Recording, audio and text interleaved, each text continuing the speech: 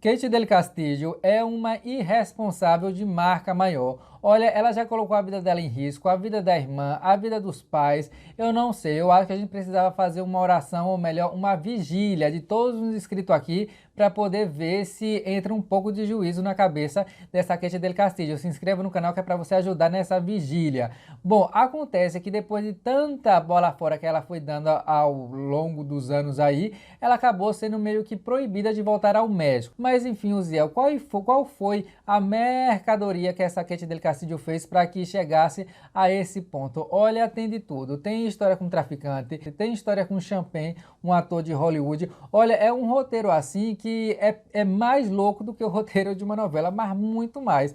Assista esse vídeo até o final para você entender tudo, porque eu tive aqui praticamente que fazer uma fórmula de Bhaskara para entender a história dessa Kate del Castillo. Ela fez uma novela chamada A Mentira, que foi a novela pela qual eu a conheci, né, que tinha lá cantando um Bruno Marrone, e era com Gayeque, e ela, depois dessa novela, ela ascendeu assim, muito, mas muito lá na Televisa, fazendo uma novela atrás da outra, até que ela foi se dando conta, né, de que ela só lidava os mesmos personagens. A Televisa, a gente sabe, tem uma certa preguiça, coloca aqueles roteiros sempre mais ou menos iguais, outra hora e meia, por exemplo. Agora, nesses últimos tempos, tem colocado umas novelas até um pouco diferentes e tal. Então, foi por isso que, mesmo sendo ela uma grande estrela lá no México, ela deixou tudo e foi tentar a sorte onde? Em Hollywood. Ou seja, ela é corajosa. A gente não pode negar que ela é corajosa. Muito difícil, mas meteu as caras lá como uma desbravadora com facão, foi tirando tudo na frente dela e foi conseguindo algumas participações especiais em séries, como o Ides, que eu gostava muito dessa série, uma série de comédia, até que chegou em suas mãos a oportunidade de protagonizar a série A Rainha do Sul. Só que na vida real ela era na verdade a rainha da lambança. Foi graças a La Reina del Sur que começou a se fazer, né, se criou o subgênero da narconovela, novelas que surgiram depois, como por exemplo Pablo Escobar, El Patrón del Mal e coisas assim. Nessa série ela fazia uma narcotraficante, estava sempre correndo de um lado para outro, né, sendo meio que perseguida, e foi de fato assim um grande, mas um grande sucesso. Então ela estava precisamente no auge ali em 2011, né, para 2012, quando ela teve a ideia de Jerico de escrever fazer um Twitter de uma coisa que ela havia escrita. Que coisa era essa? Uma carta aberta aos mexicanos, falando, né, das coisas que ela acreditava e tal. E nessa carta ela fez algumas declarações que pegou muito, mas muito mal. Olha, a carta é muito grande, não vai dar para ler toda aqui, senão o vídeo vai ter 300 horas, mas eu vou ler aqui pelo menos as partes principais para você entender a gravidade que deu essa carta. Quando ela escreveu, ela achou que não ia dar assim muito BO não. Imagina, é só a opinião aqui de uma atriz e tal, ninguém nem vai reparar e tal. Mas a carta foi uma verdadeira bomba, caiu como uma bomba lá no México. Bom, não acredito na monogamia, e aí já criou uma polêmica, né? Porque imagine falar isso justamente lá para o público mexicano. Acredito na lealdade, nas minhas sensações, no que sinto e deixo o meu corpo sentir. Não acredito no castigo nem no pecado. Não acredito em como cresci acreditando que tudo era pecado, até mesmo o meu corpo.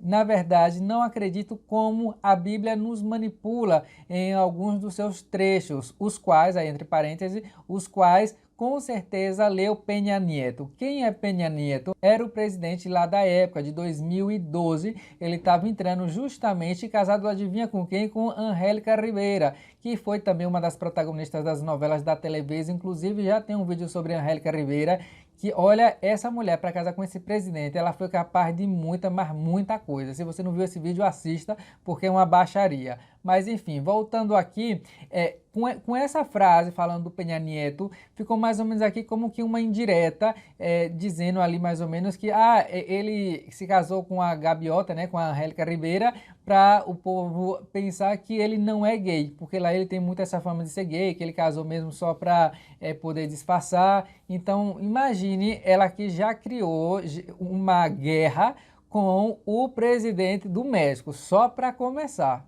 A Bíblia nos manipula em algum dos seus trechos para a gente ficar, né, com arrependimentos, culpa e principalmente medo. E digo mais, não acredito em nada que tenha sido feito pelo homem, que me faça sentir perversa, que me faça sentir menos, culpada ou envergonhada da minha sexualidade.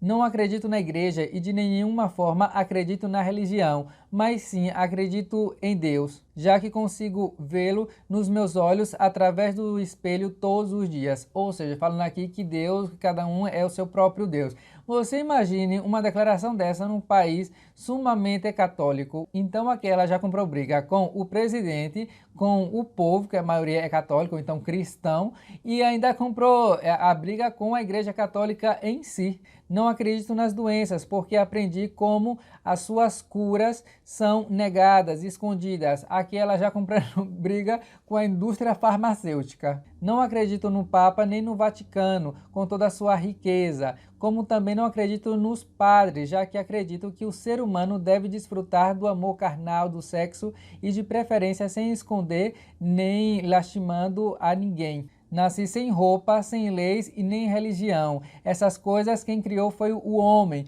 como também a Bíblia. E aqui tenho a ligeira suspeita de que inventaram só para seguir manipulando as pessoas e lucrando. E agora vem a parte do Pablo Escobar mexicano. Hoje acredito mais no Chapo Guzmán, que era o nome do narcotraficante, do que nos governos que me escondem verdades, ainda que sejam dolorosas, em quem esconde a cura para o câncer, para a AIDS, etc., para o seu próprio benefício e riqueza. E agora tem um trecho que é o mais polêmico de todo, que ela fala diretamente, né, al Chapo. Senhor Chapo, não estaria legal começar a traficar com o bem? Com as medicinas para as enfermidades, com álcool para os asilos, já que não permitem, né, que passem álcool e não deixam que os velhinhos ali tomem álcool nos seus últimos dias de vida. Lembrando que ela tem uma empresa de tequila, né? Então aqui ela está querendo dizer que eles mais ou menos que encarceram lá os idosos e não deixam ele fazer o que eles bem entender de sua vida. Não seria melhor também queimar todos esses bordéis onde as mulheres não valem nada, nem um maço de cigarro, sem oferta não há demanda. Anime-se a fazer isso, né? Fazer o bem que ela está aqui falando, né? Seria você o herói dos heróis. Trafiquemos com amor, você sabe como.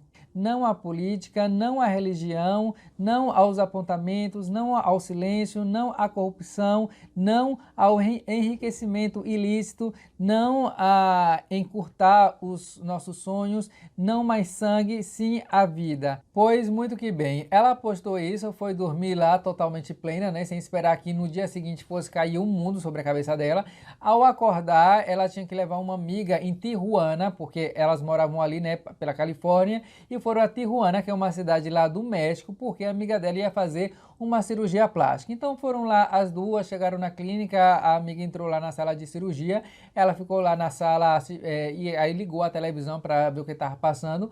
Quando ela ligou a televisão, estava se falando dela em todos os canais, inclusive em um importante programa de política, e nesse programa acabaram com ela, destruíram com ela, falaram que ela estava passando pano para esse bandidão, né, pro Chapo, que era um cara lá terrível, que matava muita gente, vende maconha, cocaína, um monte de coisa. Então tomaram a carta dela com muita importância. Muita gente, claro, não concordava, eu, por exemplo, não concordo com muita coisa que ela escreveu aqui nessa carta, mas não é por isso também que eu vou matar a pessoa. Acontece que eu não vou matar porque eu não sou traficante, mas ela estava em Tijuana, e Tijuana é nada mais nada menos que o lugar em que estava lá, digamos, a boca de fumo, né, os traficantes, contrário a El Chapo. Porque pela mensagem aqui parece que realmente ela simpatizava com El Chapo. Só que em Tijuana era totalmente aí, né, o grupo contrário, a concorrência, por assim dizer. E aí ela estava lá e ela ficou assim assistindo essa coisa na televisão, bastante incomodada com o que estavam falando, né, que foram justamente no pescoço dela. Ela nunca tinha sido pauta em programa de política, até que uma outra amiga dela liga para ela e fala: Kate, o que é que você está fazendo em Tijuana? E ela: mas como é que você sabe que eu tô em Tijuana? Não falei pra ninguém, era só eu, acho que era a Patrícia, o nome da amiga dela, que viemos pra cá. Aí, não, já se sabe que você tá em Tijuana e que aí tá o cartel, né, o cartel contrário ao Chapo.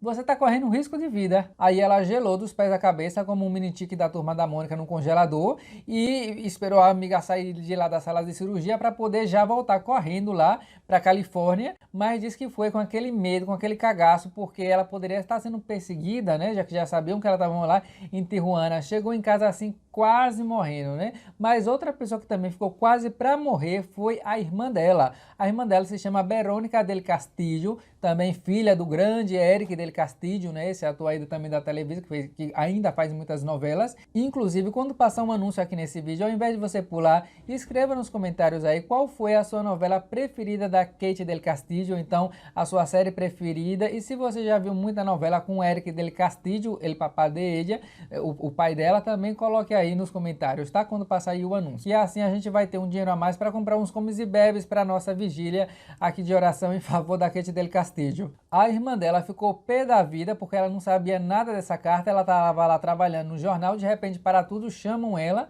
né, para falar, olha, sua irmã escreveu isso daqui e todos os repórteres agora querem conversar com você. E uma coisa que todo jornalista não gosta é dele virar notícia ao invés de falar sobre a notícia. Um cartel inimigo poderia fazer alguma coisa com os pais dela, o governo mexicano, porque o governo mexicano também tem umas, assim, umas teorias, umas coisas que realmente é política em geral, né? Então o risco era real. A irmã dela ligou falando um monte de desaforo para ela, né? Vem cá, você cheirou leitinho, como é que você faz? Escreve uma carta dessa com nossos pais lá no México, em frente da casa, né, do Eric del Castillo. Começou a ter um monte, mais um monte de jornalista, igual quando a gente vê no filme, né, que a pessoa sai de casa e todo mundo lá querendo uma declaração. Pois, pelo que eu vi, pelo que comentou também os pais dela, foi dessa maneira. Eles não teve sossego. Por um lado, eu acho que até foi bom esse tanto de imprensa ficar tudo dormindo na porta da casa dos pais dela, né? Nem deixavam ele sair direito, porque pelo menos assim nenhum traficante ou sei lá, algo do governo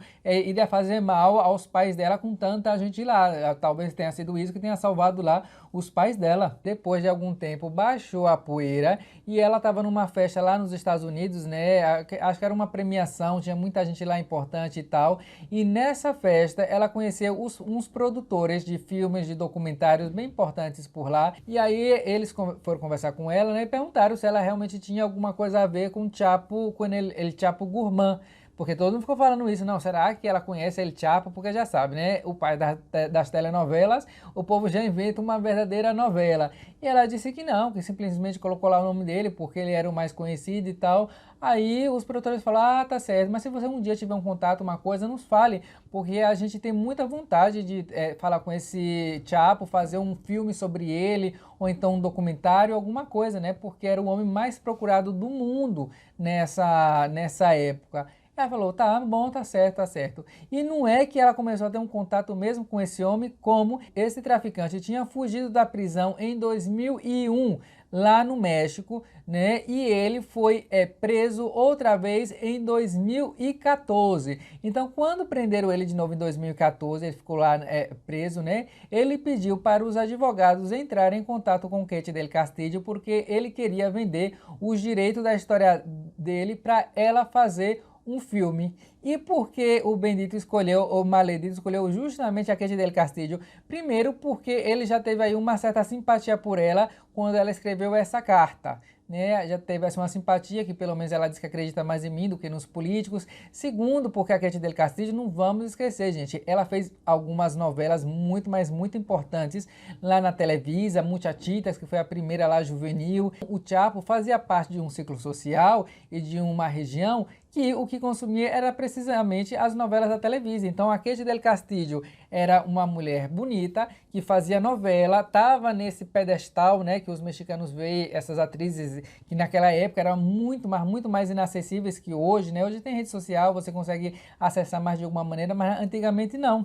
Então, e juntando tudo isso, teve também o fato de La Reina del Sur ter sido um grande sucesso e o Chapo Guzmán, quando foi preso, que a prisão dele era de segurança máxima, mas no México. É a prisão de segurança máxima no México de um homem que é trilionário, né? Ou seja, ele tinha lá algumas mordamias e uma delas era ter o direito de assistir séries. Ele tinha lá DVD na sua cela. E qual DVD ele assistia? A série La Reina del Sur. E dizem que ele chegou a assistir essa série 3 vezes. Então, os advogados dele entraram em contato com ela, perguntando se ela teria interesse de conversar, saber mais, né? Então ela viu uma oportunidade única e sabe o que foi que ela fez? Ela alugou um jatinho para ir do México, para ir dos Estados Unidos para o México se encontrar com os advogados do Chapo. E lá eles conversaram, eles inclusive deram uma carta do Chapo escrito em punho e letra para ela, agradecendo, chamando ela de amiga. Imagine só a situação.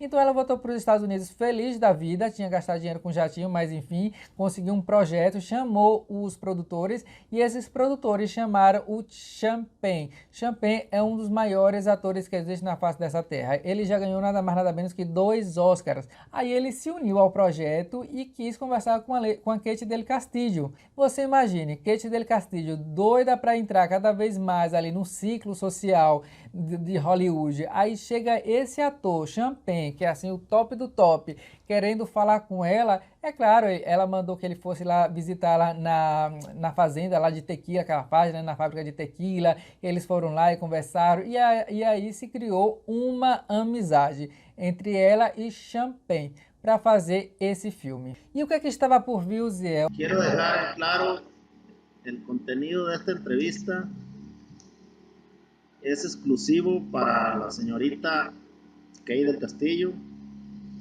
e o senhor Sean Penn. Olha, vou dizer na segunda parte porque esse vídeo já está aqui do tamanho do mundo. Então, para você não perder, já se inscreve no canal se não estiver inscrito. Escreva nos comentários também, né, o que você achou de toda essa situação até aqui. E também diga as novelas preferidas que você tem da Kate e del Eric del Castillo. Na segunda parte você vai ver que a Kate realmente fez mais lambança do que a Carol Conká no Big Brother Brasil. Dá para acreditar numa coisa dessa? Pois acredite. Obrigado por acompanhar o vídeo até aqui. O canal, se inscreva e até a segunda parte sobre Kate del Castillo. Acabou, Marginal.